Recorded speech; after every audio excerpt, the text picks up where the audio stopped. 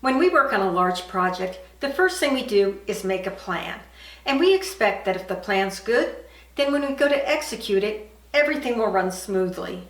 But that usually doesn't happen because problems are always going to pop up. Now, to solve these problems, we need to regroup. And this is where it gets difficult because our workplaces separate the people who plan the work from the people who do the work.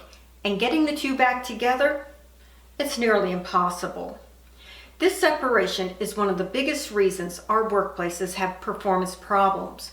But our workplaces still organize this way because they believe it's the right way to do things, even though they know it doesn't work. I know, it doesn't make a lot of sense. But it's situations like this that create an enormous opportunity for women to distinguish themselves.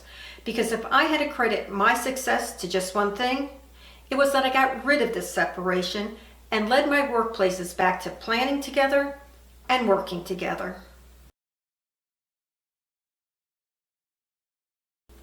The idea of separating the people who plan the work from the people who do the work dates back to the turn of the 20th century.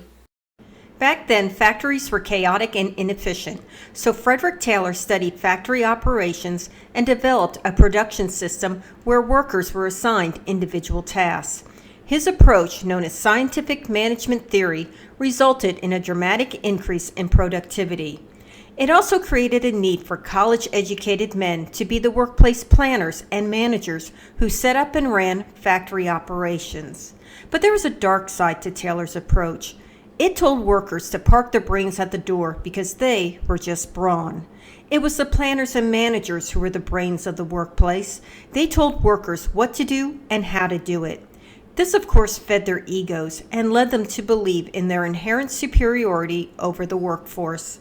While over the years our workplaces have changed, management, for obvious reasons, made the separation of planning work and doing work the workplace standard.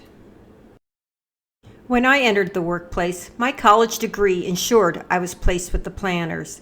And it was here that I noticed how when we were done planning our projects, we simply sent them off. Personally, I found working in the office boring, so I snuck out to see how our projects were being executed.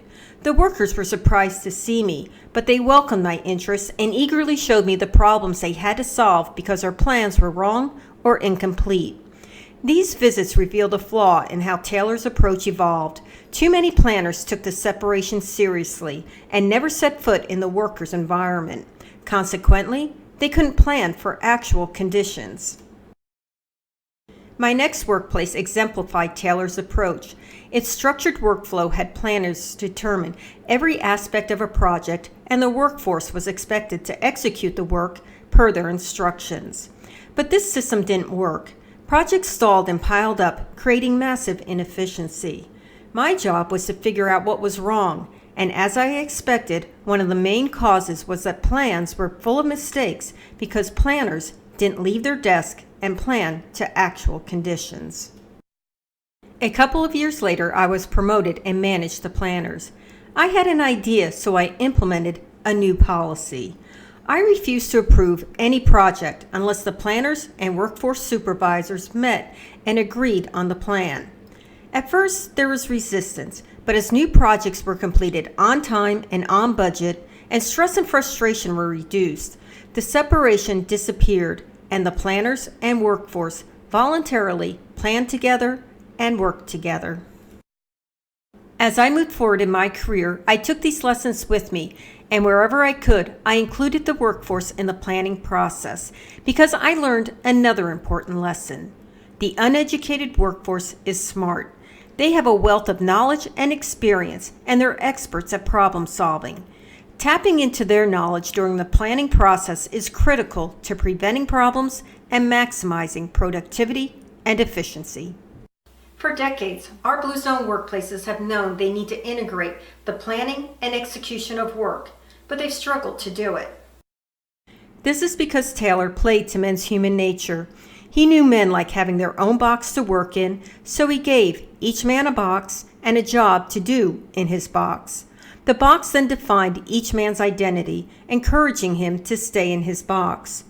Ironically, what made Taylor's approach endure is also what makes it fail. And this is where women make a difference. Unlike men, we don't enjoy being confined to our own box. Our human nature wants us to interact with our colleagues and integrate our work. This is why women are critical in leading our workplaces to plan together and work together.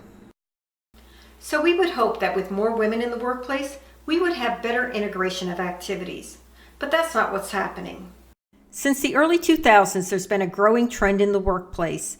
Managers, planners, and employees with college degrees embrace their separation from the workforce as a symbol of superior status.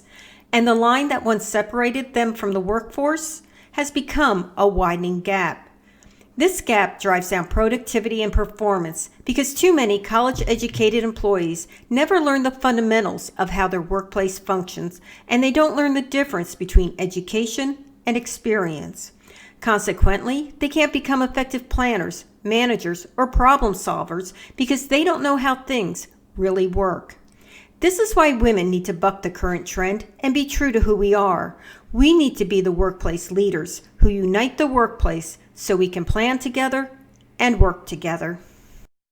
This is Dot Callahan asking you to help me turn the woman in the room into the women in the room. Sign up for my newsletter, subscribe to my YouTube channel, or find The Woman in the Room on Facebook. It's up to you. Just keep watching and sharing my videos to get advice from a woman who's been there, dealt with that, and knows what works.